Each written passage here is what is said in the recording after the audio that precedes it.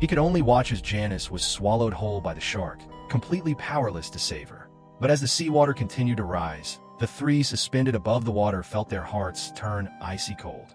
With the floor collapsed, it was impossible for them to climb back up. Helpless and desperate, the three had already given up struggling. Just as they were preparing to face death, the dull sound of something crashing echoed again. But when the hatch opened, they were shocked to discover that it was the brilliant chef. He threw down a fabric rope and successfully pulled the three of them out of danger.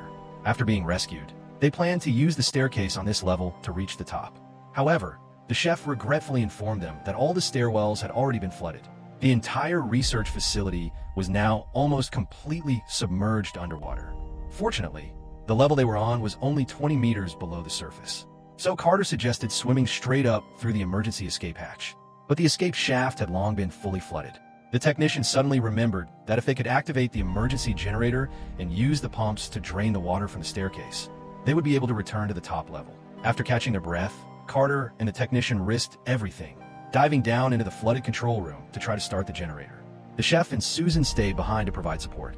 But Susan still couldn't let go of her precious research data. She refused to see years of work destroyed, nor did she want to face disgrace because of failure. Ignoring the chef's desperate attempts to stop her, she insisted on returning to her room. Meanwhile, the largest shark was leisurely patrolling outside the control room. Just as the technician successfully opened the generator, before he could start the pump system, the massive shark suddenly ambushed him from behind. Its gaping jaws clamped down on him, pinning him against the wall and tearing him in half. Terrified, Carter could do nothing but flee in panic as the shark charged after him again. At the last possible second, the shark seemed to realize that this was the plot-armored protagonist and must not be touched. Thanks to his main character immunity, Carter managed to open a hatch and escape, scrambling back to the elevator shaft where the chef pulled him up to safety.